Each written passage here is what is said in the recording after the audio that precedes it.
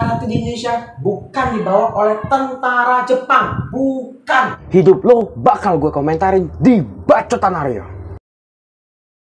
Oke, halo guys, balik lagi di Bacotan Arya. Di video saya yang baru ini, di video gua yang baru ini, maksudnya itu. Dan di konten gua yang baru ini, gua bakal bahas yang agak panjang dikit durasinya. Kalau biasanya cuma 4-5 menit, biasa di KL lumayan panjang durasinya, karena gua bakal bahas asal muasal karate di dunia dan di Indonesia. Cerita sedikit nih guys, gua dulu pernah ikut karate waktu SMP sekitar 2 tahun lebih gitu, sampai sabuk hijau kalau salah. Dan gua ingat sekali kalau manggil gurunya itu namanya senpai, bener nggak? Ya kan? Kurang-kurang lebih tahulah sedikit-sedikit soal karate itu. Dia lebih fokus ke titik tangan, ya kan? Lebih fokus ke titik tangan. Boleh juga nih. Oke, langsung kita bahas saja. Yang pertama itu asal muasal karate yang ada di dunia. Baru kita aja masuk ke yang di Indonesia. Kita bahas dulu yang pertama. Karate itu berasal dari Jepang. Ya, Anda benar. Dapat 1 juta rupiah.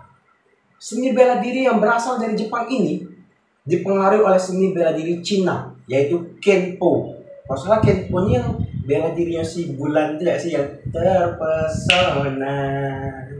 Kok jadi nyanyi? Karate dibawa masuk ke Jepang lewat Okinawa. Okinawa itu siapa? Mulai berkembang di Ryukyu Island. Seni bela diri ini disebut Tote, T-O-T-E-T, yang berarti tinju Cina. Mati HP-nya. Terus apa lagi? Ketika karate masuk ke Jepang, nasionalisme Jepang pada saat itu sedang tinggi-tingginya. Lagi-lagi bangga-bangganya gitu kan.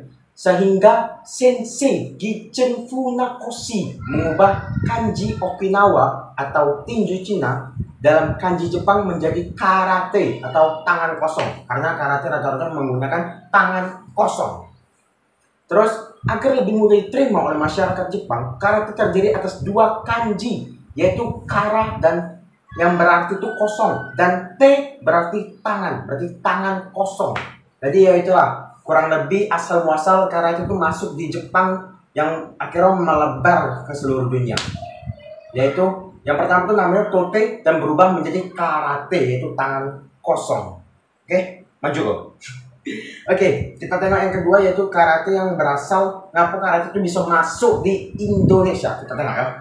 Sedikit aja simple sebelum masuk ke video. Yang pertama, langsung ya ke detail. Karate masuk ke Indonesia itu bukan dibawa oleh tentara Jepang, bukan, tapi dibawa oleh mahasiswa Indonesia. Banggalah kalian, mahasiswa Indonesia yang kembali ke tanah air, yang kuliah di Jepang. Jadi yuk bawa apa tuh kayak ilmu bela diri dari karate itu dari Jepang ke Indonesia dan mengajarkan seluruh rakyat Indonesia. Makanya akhirnya bela diri karate ini menyebar di seluruh Indonesia. Begitu kurang lebih dari pembawa karate yang dari Jepang ke Indonesia, bukan dibawa oleh tentara, melainkan dari masyarakat Indonesia sendiri. Terus ada 2 orang nih atlet membanggakan di tanah air kita, di Indonesia. Gua salut dengan mereka ini. Gua sangat salut. Yang pertama, cewek cantik dan rupawan yang bernama Choike Georgina, kalau salah namanya. Choike Georgina, dia tuh cewek yang ikut atlet karate udah dari muda.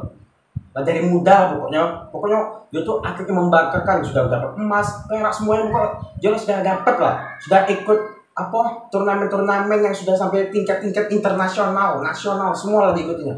Kita lihat videonya berikut ini. Aku Keiko Georgia, atlet karate Indonesia. Bagiku masa muda adalah masa untuk meraih mimpi dan prestasi.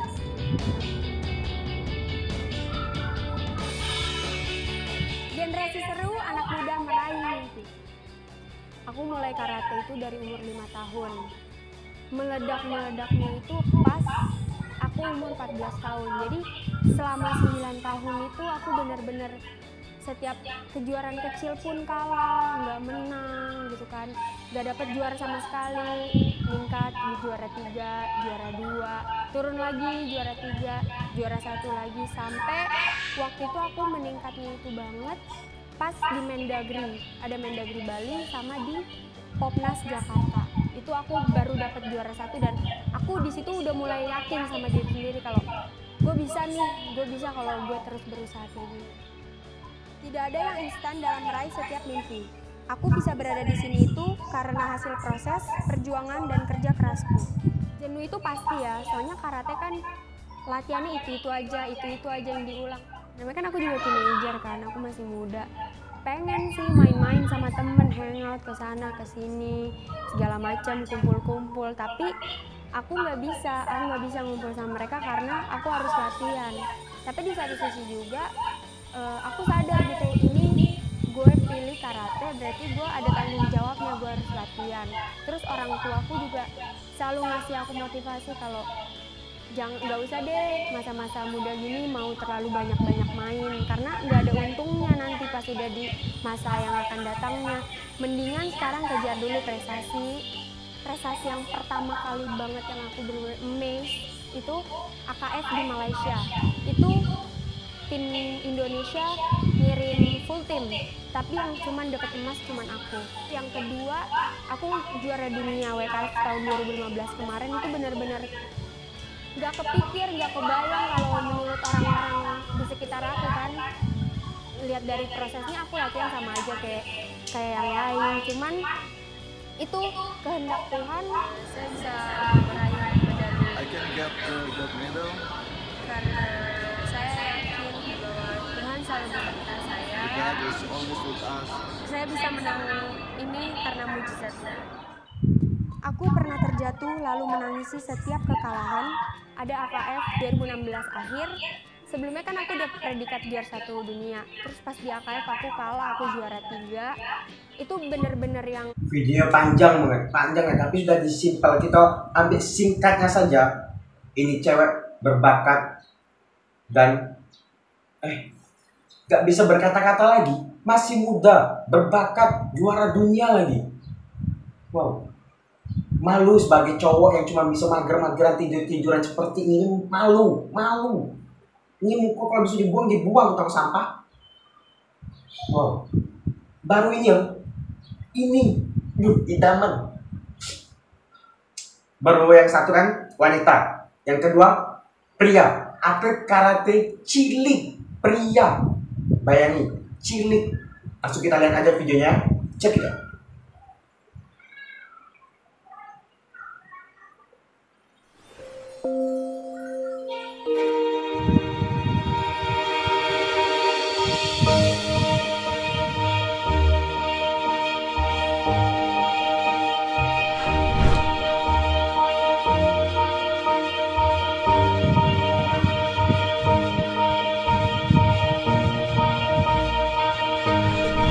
Nandana Putra.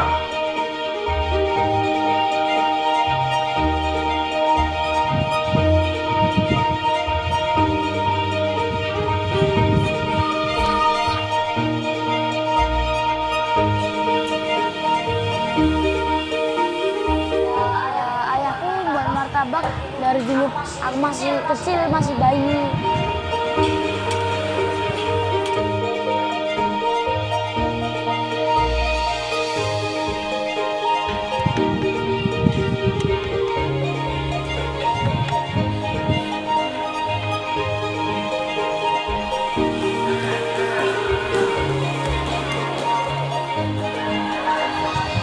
Aku di karate pas pertandingan pernah cedera mulut sobek, tangan kesleo, sama sempet kakiku yang ini. Dan ini sempet buka gini. Gara-gara pas main kata, itu pas mau mukul, itu ini di belakang gini. Sakit, bengkak.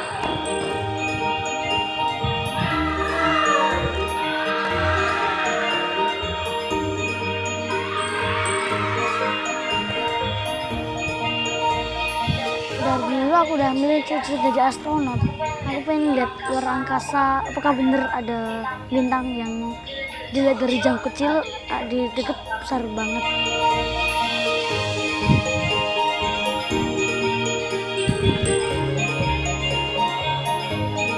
Oke, kita stop karena video juga masih panjang.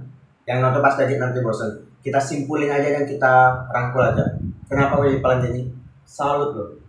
Masih SD, berbakat, mempunyai cita-cita tinggi, dan membantu orang seperti ini. Wow, dia jadi atlet karate untuk banggain kedua orang tuanya. Masih kecil, berbakat.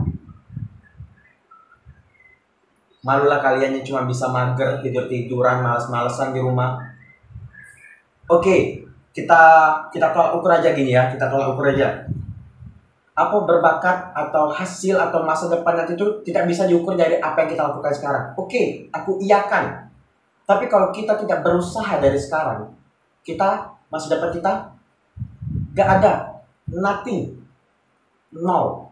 Kalau gak ada usaha dari sekarang, kecuali kita punya bakat, punya potensi, keluarkan, tunjukkan, beranikan dirimu, biar agar di masa depan nanti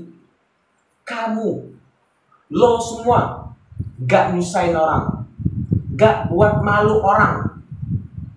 Buktiin ke diri sendiri lo mampu menjadi orang yang sukses. Walaupun lo cuma mager-mageran, cuma tidur, cuma bisa makan tidur. Banyak kok di luar sana yang gak lulus SMP, gak lulus SD, pengusaha miliarder.